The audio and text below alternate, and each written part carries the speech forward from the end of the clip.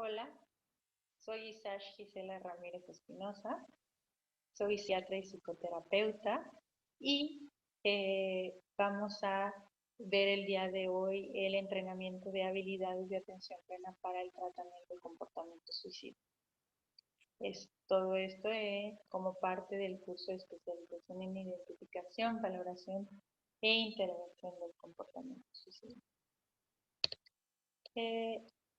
Vamos a empezar tratando de analogar mucho de lo que vamos a presentar viene del inglés. Entonces, en inglés la atención plena se le dice mindfulness. El concepto fue traducido como atención plena y vamos a usar estos términos a manera de sinónimos. Algo que es muy importante es que las habilidades de atención plena para el tratamiento del comportamiento suicida no solo son para el consultante o para el paciente, también son para el proveedor de salud. Algo que nos es muy importante para tratar a estos pacientes es tratar de mantenernos en el momento presente. Entonces, estas habilidades las van a tener que practicar también ustedes. Ok, definición. Definición de atención plena. La definición que le da Kabat-Zinn es poner atención de una manera en particular, a propósito, en el momento presente y sin enjuiciar. Otros se van más hacia el término original, que es sati. Mindfulness es la traducción del inglés del término sati, que se define como un estado mental que involucra de manera armonizada la atención enfocada al momento presente, aceptación consciente y la memoria de la propia intención. Evidentemente, esta parte tiene que ver con el uso original de sati, que es en la meditación, y ahora tratamos de tomar los elementos funcionales, los elementos particulares de esta práctica que nos ayuda y que ahora está comprobado que son parte de los tratamientos de varios padecimientos de salud mental. Otros autores hablan del mindfulness como un entrenamiento mental para relacionarse con la mente. Es justa esta parte en la cual vamos entrenando esta función de nuestro cerebro, de nuestro cuerpo, a observarse a sí mismo, ¿sí? Otros autores hablan de un componente del mindfulness de recordarse a uno mismo. Y tiene que ver con observarse a uno mismo, con practicar, recordar que se debe de observar a uno mismo. Y algunos otros autores hablan de ver con discernimiento, poder distinguir lo que es una realidad compartida y lo que es verdadero dentro de mí y que yo siento que también existe, ¿no? Poder ver con discernimiento una opinión de un hecho, poder ver mi interpretación de lo que mi mamá me dijo a lo que ella dijo literalmente. Entonces, vamos a ver que hay ciertos elementos clave en la definición del mindfulness. Uno, es un ejercicio, es una acción, es un proceso, es algo que se lleva a cabo, ¿sí? No es una conducta pasiva, no es una conducta de echarse para atrás, sino es una conducta de empezar a ejercer acción. Es una actividad que se lleva a cabo de manera propositiva y con voluntad. Tiene que ver precisamente con llevar a cabo el ejercicio de hacer las cosas a propósito, conscientemente. Entonces, Tiene que ver también con lo que se ha repetido, atención al momento presente, aceptación del momento presente, en donde podamos intentar no eliminar cosas, sino al contrario, aceptar lo que viene. No es que lo aprobemos, sino simplemente que no nos peleemos con querer suprimirlo, sino que podamos observarlo sin reaccionar o reaccionando. El punto es que elijamos. Y esta parte de no reaccionar se relaciona mucho con esto que se repite, de no enjuiciar. Muchas de las veces interpretamos las acciones de otros de tal manera en que nos están queriendo agredir o que nos están queriendo poner en una situación en la cual tengamos que reaccionar de cierta manera. Entonces, vamos a intentar no enjuiciar, vamos a intentar distinguir, ¿sí? Vamos a intentar no involucrarnos en bueno, malo, feo, bonito, y sí en poder distinguir un pensamiento, un recuerdo, una interpretación, un comentario, instrucciones que me da mi mente. Y evidentemente esta parte que se repite de recordarse a uno mismo, de poder observarse y de poder vivirse como algo que permanece a lo largo de nuestra vida. ¿Cuáles son las funciones de la atención plena y en particular cuáles son las funciones dentro de este tema del comportamiento suicida y su tratamiento? Una de las primeras funciones de la atención plena es darnos cuenta, cacharnos, notar, que nos caiga el 20. Es poder darnos cuenta de nuestras experiencias y traer la atención a un enfoque en particular. A veces ese enfoque particular está afuera de nosotros, en el ambiente externo. A veces ese enfoque particular está dentro de nosotros, en el ambiente interno. A veces ese enfoque particular está en la interacción entre ese mundo externo y este mundo interno. Vamos a ver que también tiene estas funciones de no reaccionar, ¿sí? Según este autor, de desactivar el automatismo, de poder observar sin tener que hacer. Tiene que ver con calmar la turbulencia dentro de nuestro pensamiento y esto tiene que ver con no que dejar la mente en blanco como en la parte del mindfulness de la meditación, eso no es lo que nosotros estamos intentando hacer, sino de calmar la turbulencia lo suficiente para que yo pueda distinguir a qué estoy reaccionando, a qué evento sucedió afuera, que yo pueda distinguir la vergüenza de la culpa, que yo pueda distinguir que si hago una acción para autolesionarme, probablemente tenga más problemas adelante a que si trato de utilizar una de las habilidades de tolerancia al malestar, por ejemplo. Entonces, vamos a ver que en esta calmar la turbulencia, en este distinguir muchas de las cosas que suceden, vamos a poder ir entendiendo el sufrimiento, vamos a poder ir elaborando hipótesis sobre qué es lo que nos sucede, vamos a poder ir viendo qué momentos, qué eventos despertan nuestro dolor, vamos a poder ir viendo cómo es que nosotros sufrimos. Sabemos cómo sufre la demás gente cuando lo hablan, pero también necesitamos conocer cómo nosotros procesamos nuestros sufrimientos. Y en términos de eso, poder entonces perseverar o construir experiencias que nos hagan sentirnos plenos. Notar ese sufrimiento, notar que no es nuestra única opción irnos con este sufrimiento.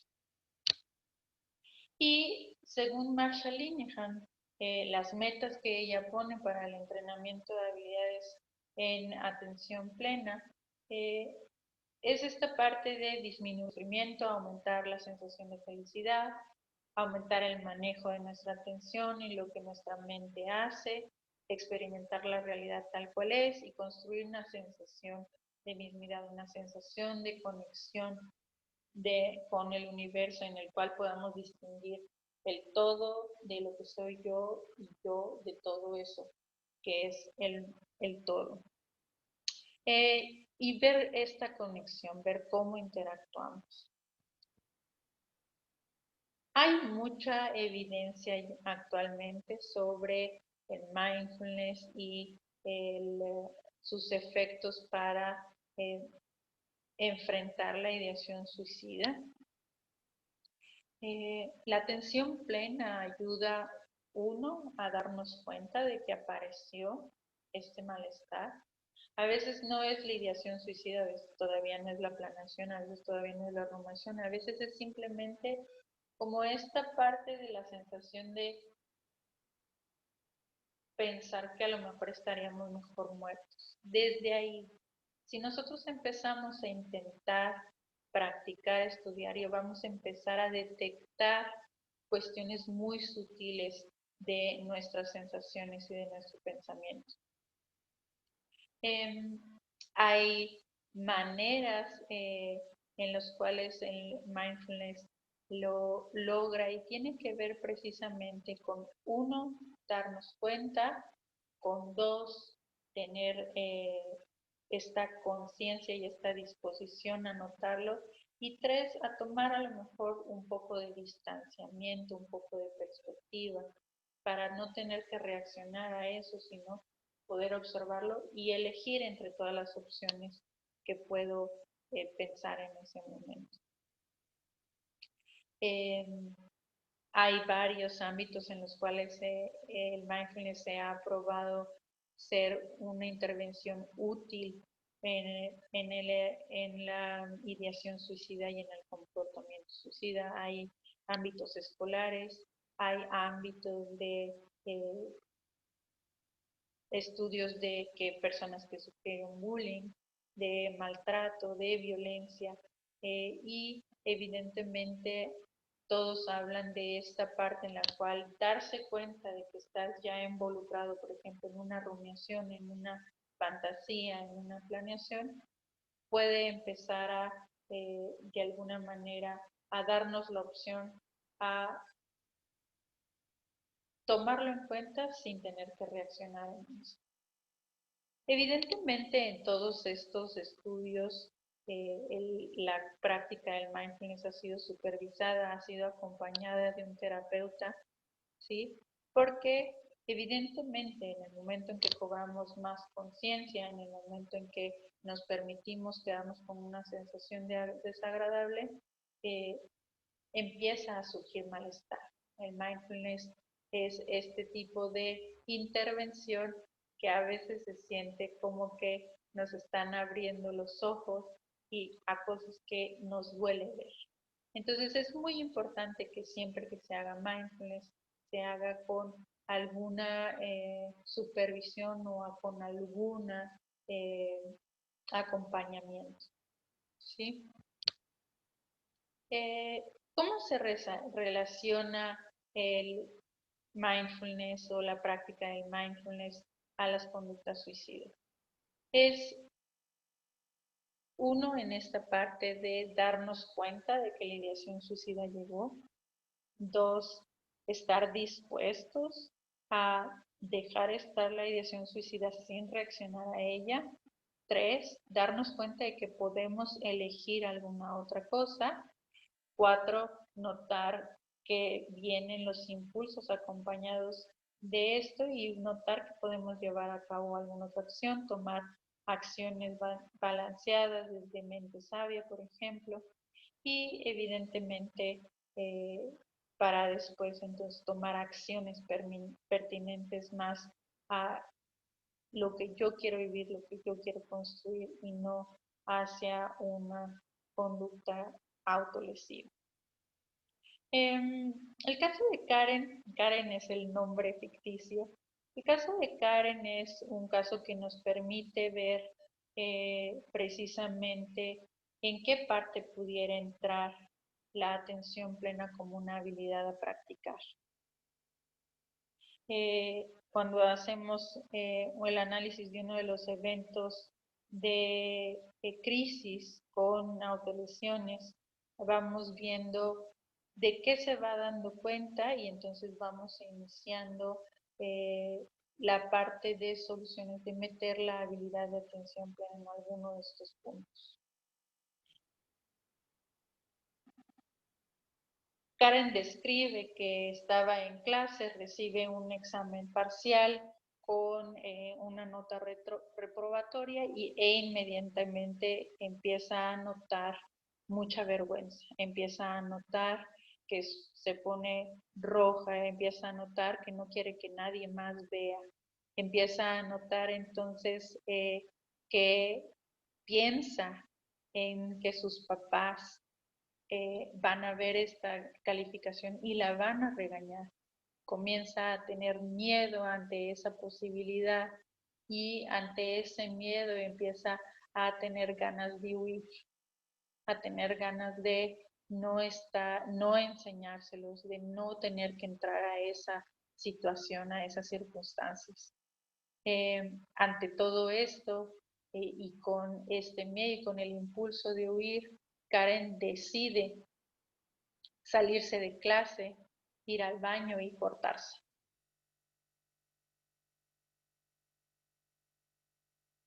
Evidentemente, hay muchos puntos en los cuales la atención plena hubiera servido. Uno, en darse cuenta de que su malestar estaba incrementando y posiblemente darle entrada a alguna otra habilidad de afrontación de crisis, ¿no? Dos, el momento en el cual empieza a reaccionar a la idea de enseñar la calificación a sus papás y eso todavía no ha sucedido, ¿no? En otro momento Karen describe que la profesora estaba intentando dar puntos extras y estaba haciendo preguntas para poder subir las calificaciones y Karen no atendió a eso, solo atendió a la posibilidad de ser regañada, criticada y posiblemente humillada por su familia al llegar con esta calificación. Evidentemente, en ese momento que recuerda ese miedo, empieza también a juzgarse como una persona inútil, como una persona incapaz y como una persona que no podrá salir de ahí, que nunca podrá estar mejor y que nunca podrá irle bien en la escuela.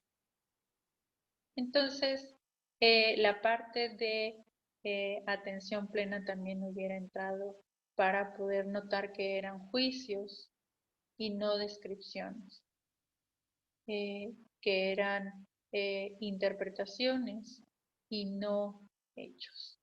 Entonces, lo que vamos a intentar ver es que después, más adelante en la cadena de eventos, hubiera sido útil también para Karen tener una herramienta como la atención plena en la parte de tomar decisiones con balance, con propósito, ¿no? Tomar decisiones que le sean sabias en el momento de, antes de salirse al baño, ¿no?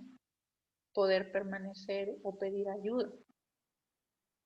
Y evidentemente en otro punto en que la atención plena pudiera haber sido relevante para Karen en este momento es saber que ese malestar iba a pasar, que ese malestar sí que tiene justificación de ser porque recibir una calificación reprobatoria duele cuando estamos esperando otra cosa, da miedo cuando sabemos y hay eventos previos en los cuales nos han regañado por esto.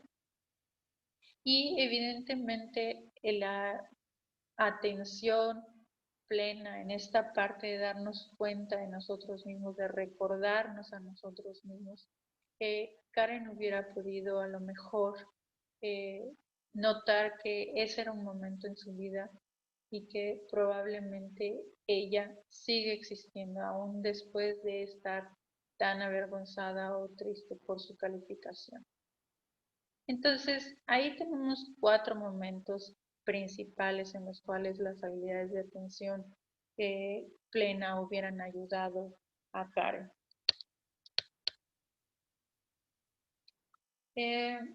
Entonces, la importancia de las habilidades de atención plena en el tratamiento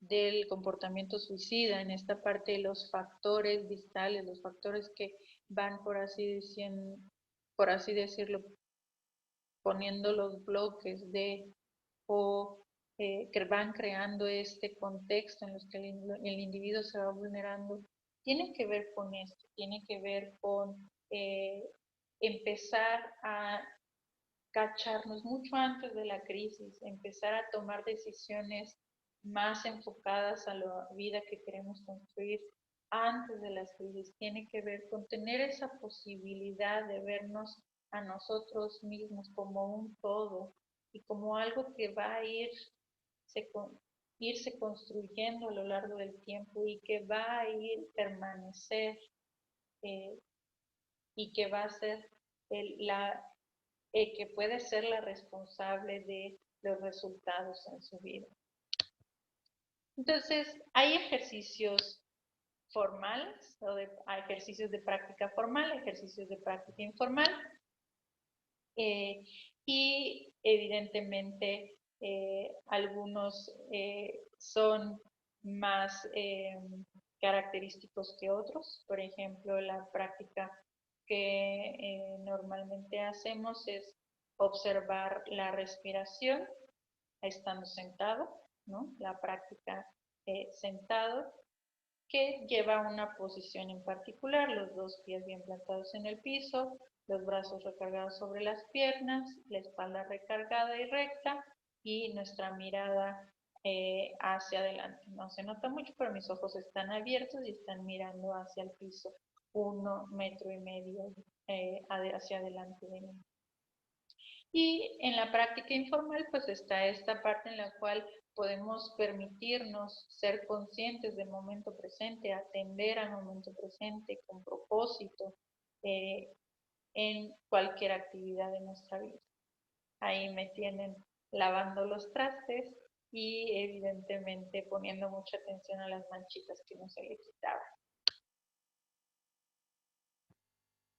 Entonces, para lograr tener atención plena, por así decirlo, para lograr llevar a cabo la habilidad de atención plena, necesitamos desmenuzar la atención plena en varios momentos, en varios procesos, de tal manera en que cuando hagamos la práctica sea mucho más sencillo.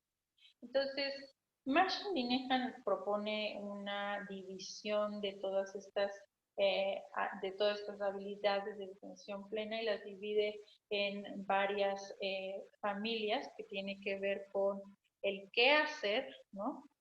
Cuando estamos poniendo atención plena, cómo poner atención plena, en la parte de acceder a un estado de la mente sabia y tiene que ver con el fortalecimiento de mi parte espiritual, que tiene que ver con la observación de mi mismidad, con la observación de mi yo, con este fortalecimiento de saberme autor de mi vida. Entonces, tiene que ver también todo este desglose de habilidades en poder hacer los ejercicios cada vez más sencillos. Vamos a ver que para cada uno de estos ejercicios, por ejemplo, para obtener información, que es la parte de observar, ¿sí? Vamos a tener ejercicios específicos para observación, para fomentar y practicar la observación. Vamos a tener ejercicios específicos o prácticas específicas para poder hacer una sola cosa a la vez. Vamos a tener prácticas específicas para esta parte de poder tomar decisiones con un balance y con propósito. Y evidentemente vamos a tener ejercicios específicos para poder fortalecer esta sensación de conexión con el todo, ¿sí? Entonces, los ejercicios normalmente tienen una estructura o un orden, ¿cómo decirlo?, universal, en especial los ejercicios formales, específicamente los ejercicios formales.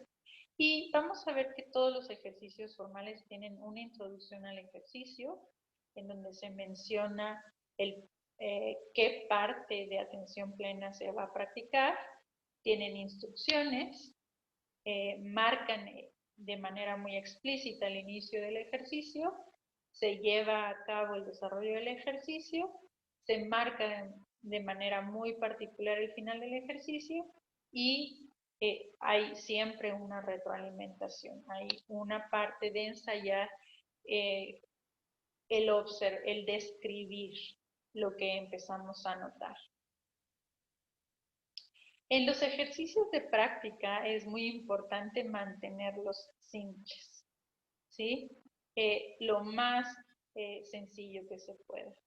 Entonces, necesitamos ser muy claros en qué se le va a pedir al consultante que haga, ser muy claro en dar las instrucciones que marcan el principio, tratar también de ser muy claro si será un ejercicio guiado, en donde van a tener que ir haciendo diferentes actividades a lo largo del ejercicio y evidentemente cómo y cuándo se comenzará y se terminará. Marcarlo con un 1, 2, 3 o marcar con sonidos de un cuenco es lo más común. Y evidentemente cómo se termina el ejercicio con esta parte también de un cuenco o simplemente quedar muy explícitos en que empecemos a regresar poco a poco y que cuando digamos listo, por ejemplo, el ejercicio se acabó. Hay que dar instrucciones explícitas en cuanto a qué sucede si mi mente empieza a hacer otra cosa que no es el ejercicio, ¿no? ¿Qué pasa si la mente empieza a traer pensamientos, comentarios, emociones, sensaciones corporales, impulsos a mi atención cuando yo estoy intentando atender a la instrucción que me fue dada? La instrucción en estos momentos siempre es nótalo y gentilmente invítate a ti misma a regresar al ejercicio.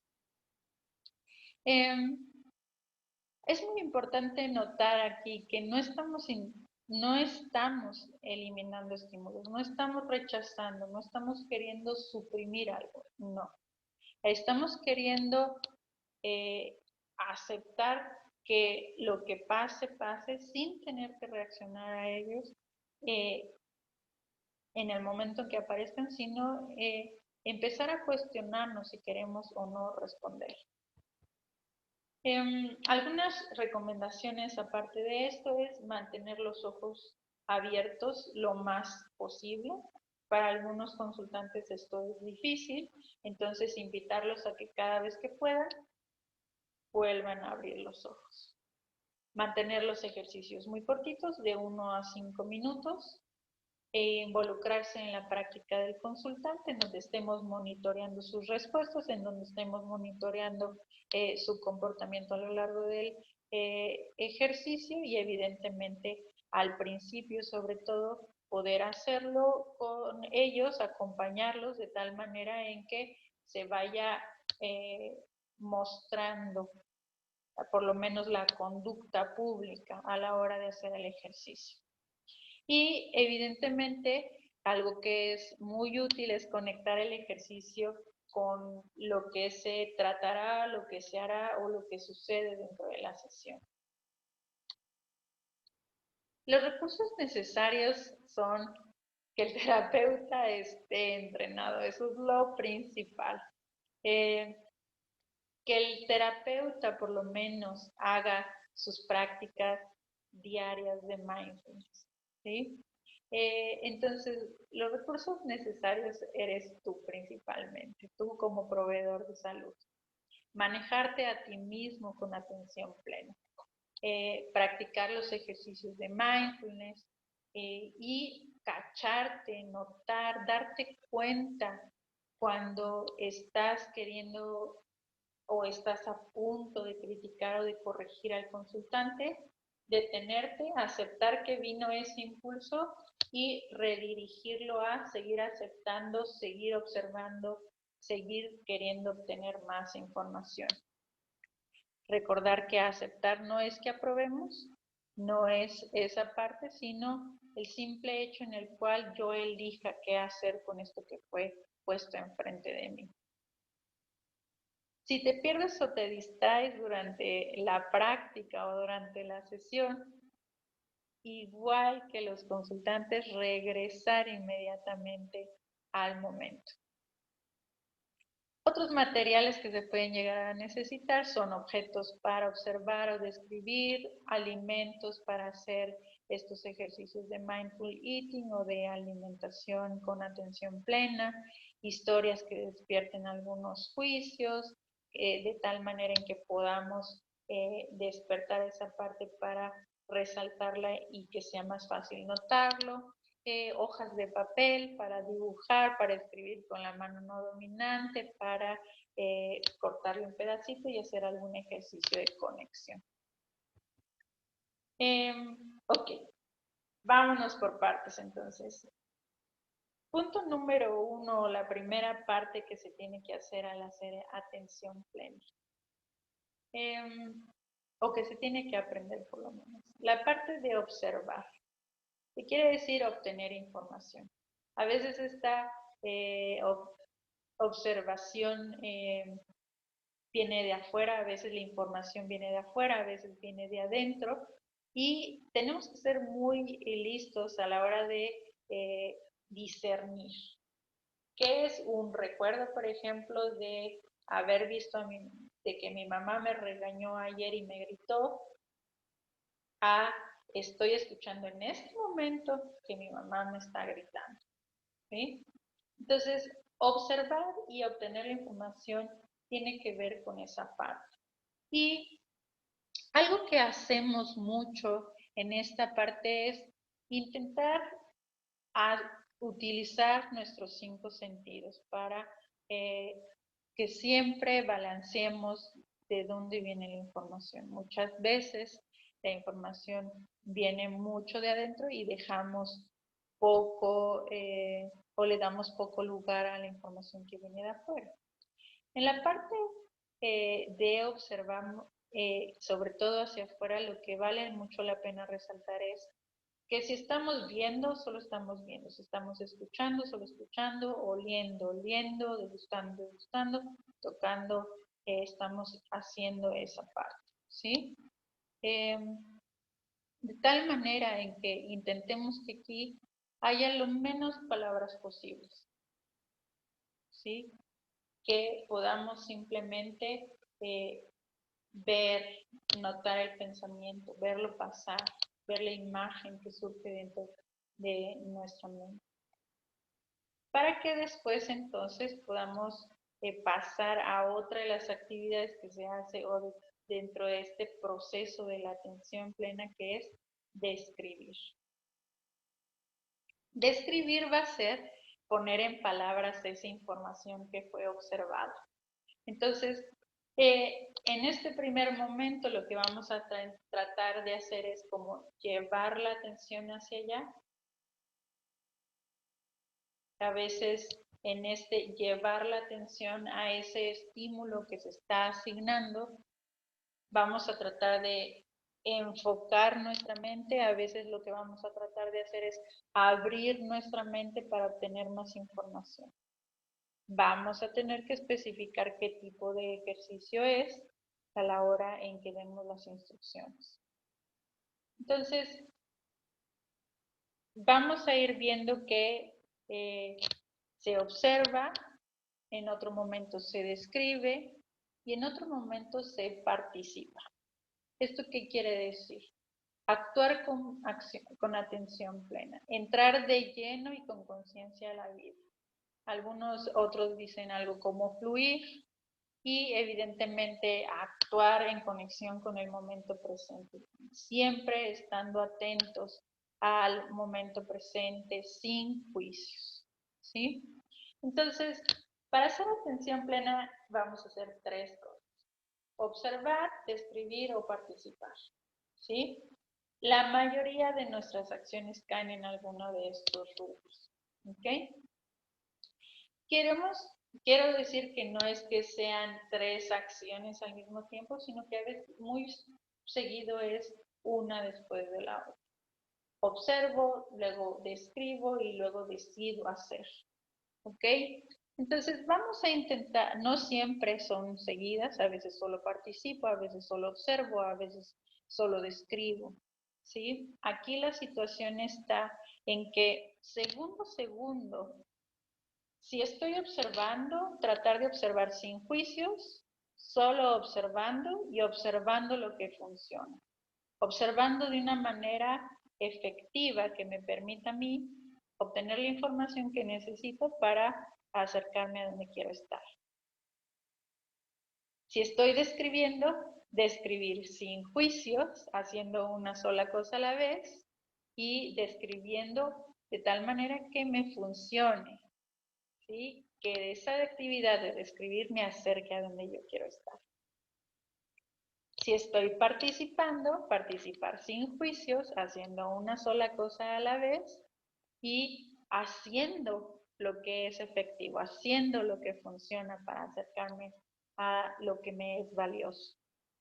Entonces, el qué hacer tiene que ver con estas 3 actividades y el cómo hacerlo es para poder asignar cualidades, calidades a esta observación, a esta descripción y a esta participación. Una siguiente parte que es muy importante es la parte de mente sabia, que describe Marshall Linehan como esta habilidad de la atención plena en la cual empiezo a decidir, empiezo a tomar decisiones y a llevar a cabo acciones con balance y con propósito. Vamos a ver que todo parte de ir discerniendo, que es parte de la atención plena. Entonces vamos a ver que hay momentos en los cuales me cacho a mí mismo, me doy cuenta de que estoy decidiendo en base a mi emoción. Viene la vergüenza y entonces yo lo que quiero es esconderme. Estoy diciendo, trágame tierra. Y entonces decido en ese momento notar el impulso que viene con la emoción, que lo van a ir viendo en las habilidades, por ejemplo, de regulación emocional, en donde vamos a ver que cada emoción viene con un impulso, viene con una motivación a la acción. Entonces, cada emoción que viene va a traer un impulso y sabemos que nuestras emociones cambian conforme a los eventos que nos están sucediendo. Entonces, cuando me siento bien, hago las cosas, cuando me siento mal, me echo para atrás y si muy seguido me siento mal, estoy dejando de hacer muchas cosas que son valiosas para mí porque me viene esta parte de desgano con el malestar, ¿sí? Entonces, yo tengo primero que cacharme si estoy decidiendo desde el impulso de la emoción, si estoy decidiendo en caliente, si estoy decidiendo totalmente basado en la información de la emoción. Quiero mencionar que aunque eso nos mete en problemas, ¿no? Creo que lo pueden ver. A veces no es lo menos eficiente, ¿no? ¿Qué sucede cuando vamos caminando por la noche y nos empiezan a gritar cosas desde la otra esquina, ¿no? Nos empiezan a agredir a gritos. Nuestra emoción va a prenderse en ese momento, probablemente entre esta parte que nos diga vete a protegerte, ¿no? Si hay una puerta de algún negocio abierto por ahí, meternos, ¿no? Y entonces notar que decidir desde la emoción no necesariamente es malo, ¿no? Si queremos usar un juicio. Es esta parte en la cual notar, aceptar que está la emoción, aceptar que viene el impulso, sin tener que responder a ello, simplemente tomándolo como información valiosa. Por otro lado, vamos a tener estas decisiones tomadas en base a la razón, desde la lógica, desde esta frialdad que niega la importancia de nuestro sentir o del sentir de otros, ¿no? De cómo tenemos que llevar a cabo un seguimiento de reglas que a la larga nos puedan meter en problemas. Entonces,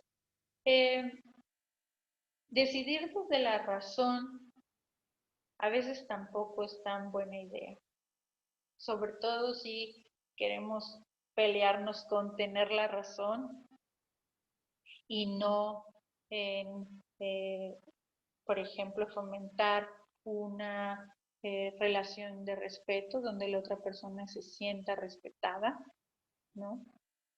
Entonces, saber y notarnos cuando estamos decidiendo desde este polo opuesto de la razón, de la frialdad, del soslayo, la invalidación de la emoción, puede traernos problemas. No siempre es una desventaja, a veces tenemos que seguir actuando en base a la razón de una manera fría, me imagino. Por ejemplo, todas esas veces que hemos tenido que hacer un procedimiento quirúrgico, ¿no? Y cómo seguir la técnica se vuelve imprescindible para poder sacar adelante a nuestro paciente, ¿no?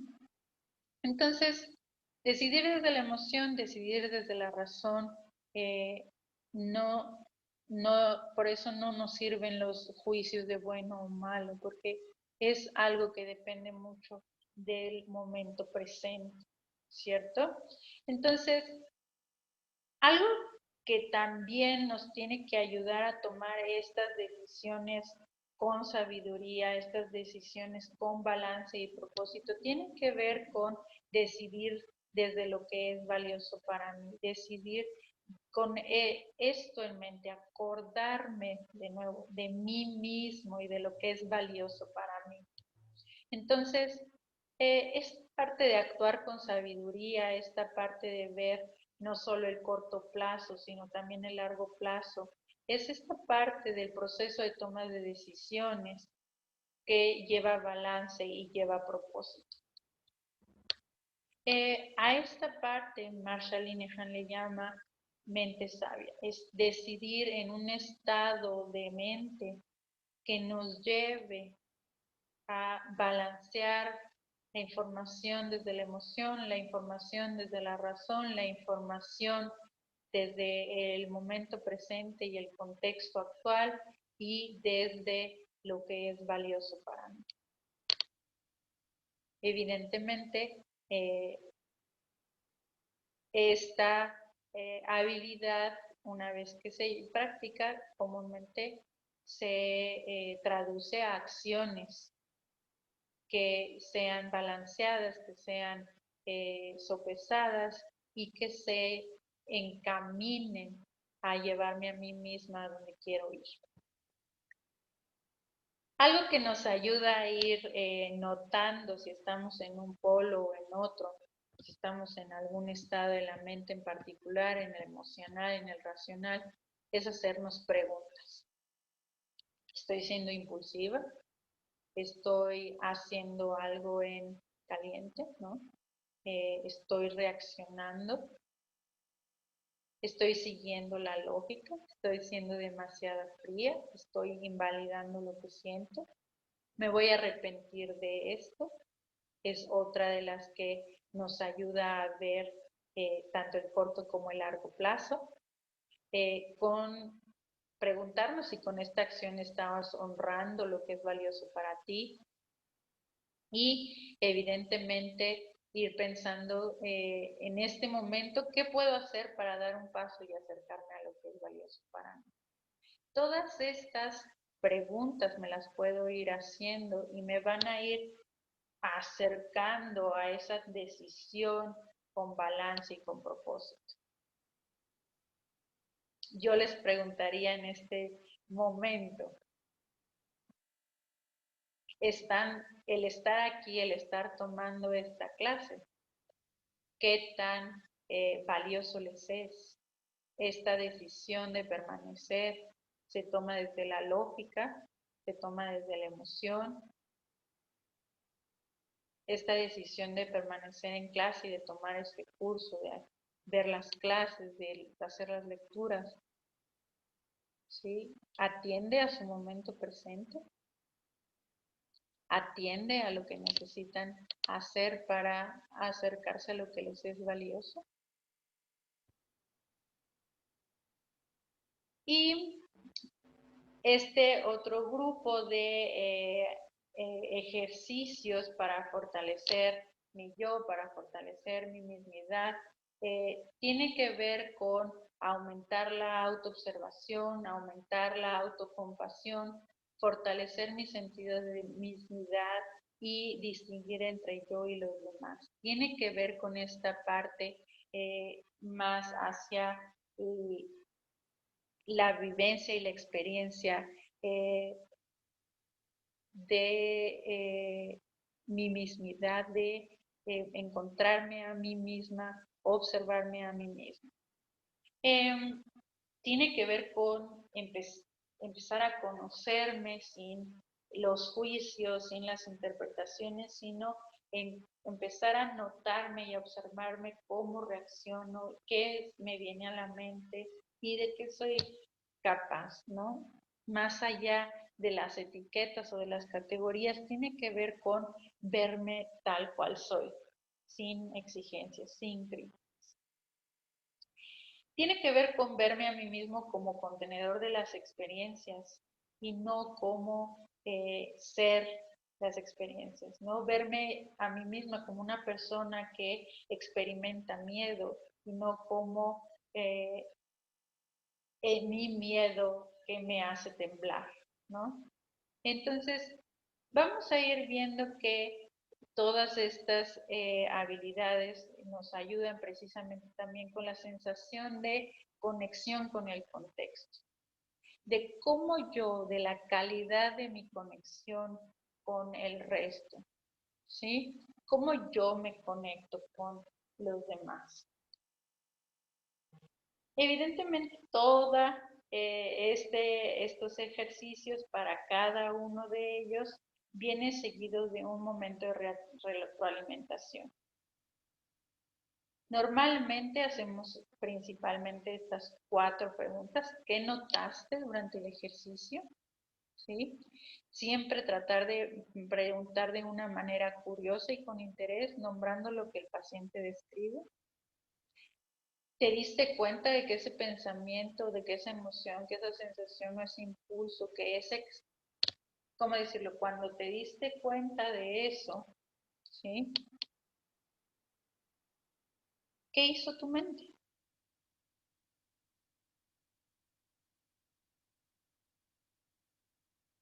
En el momento que tenemos esta respuesta, vamos hacia, te das cuenta de que ese actuar, ese decidir tiene consecuencias, ¿no? Y como consecuencias, no quiero que se tome como algo negativo, sino que sucede algo después de que tú tomas una u otra acción, ¿sí? A veces, en particular, cuando la mente nos lleva a salirnos del ejercicio, hay que poner esta parte de las consecuencias de haber seguido a tu mente y haber dejado el ejercicio.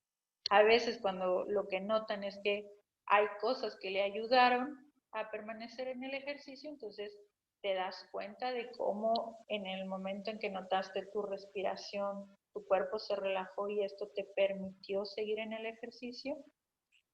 Esto tiene que ver mucho con la primera pregunta, que es ¿qué notaste? ¿Ok? Y normalmente siempre damos la oportunidad a pensar en los momentos en los cuales sería relevante aplicar el aprendizaje de este ejercicio que se realizó en este momento. ¿Crees que la próxima vez que te suceda puedas darte cuenta e intentar solo observar?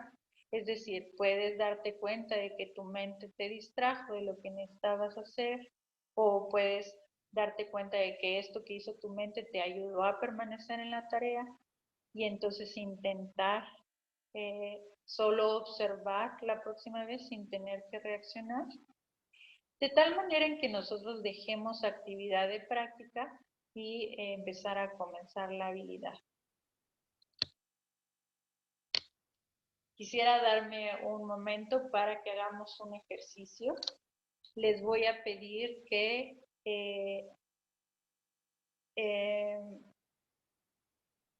hagamos este ejercicio de observación, y en particular es de enfoque o de atención centrada o de atención focalizada. Lo que les voy a pedir es, voy a decir 1 y les voy a pedir que pongan sus 2 pies bien plantados en el piso, su espalda recargada, su cuello relativamente relajado, que encuentre la posición en la cual no se sienta jalado hacia abajo ni hacia arriba, sino justo esta parte más ergonómica, sus ojos abiertos y dirigidos hacia el video, porque es un ejercicio de observación que vamos a utilizar nuestra vista y evidentemente la parte de dirigir nuestra atención a los estímulos que entran por nuestros ojos. Les voy a contar a 2 para que estén listos, lleven su atención, y al 3 voy a darle play al video, y durante el ejercicio lo que voy a pedirles es que busquen una mariposa y intenten observarla mientras aparece en la pantalla. El ejercicio, voy a decir listo y voy a cerrar el ejercicio para después pasar a las preguntas de retroalimentación. Espero haya quedado claro. Entonces, 1, tomamos la posición. 2, voy a pedirles que vayan llevando su atención al video y evidentemente que vayan ahora a notar la mariposa.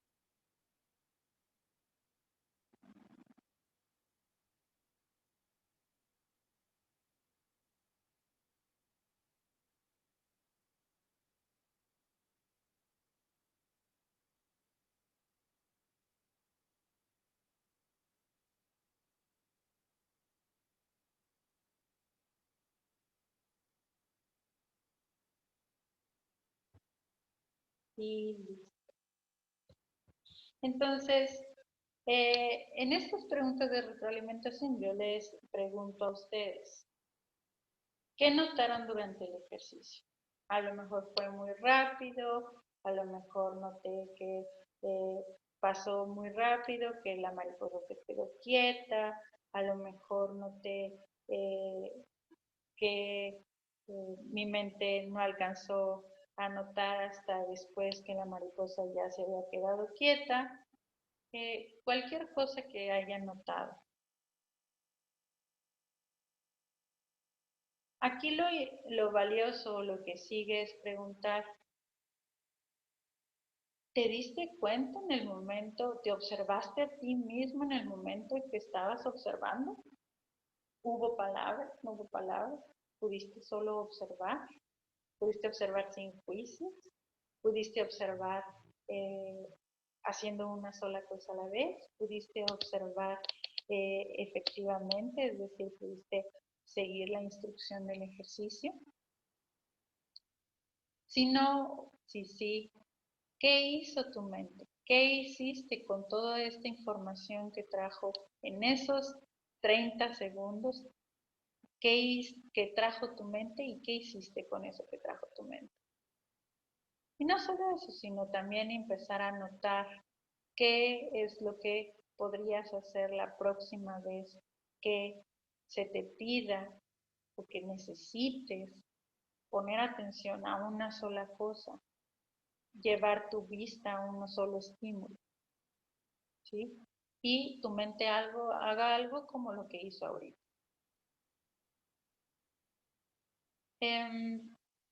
Evidentemente, después de la retroalimentación, a lo que pasamos es justo a dejar esta actividad eh, para la casa, para practicar en momentos más relevantes o simplemente para hacer la observación.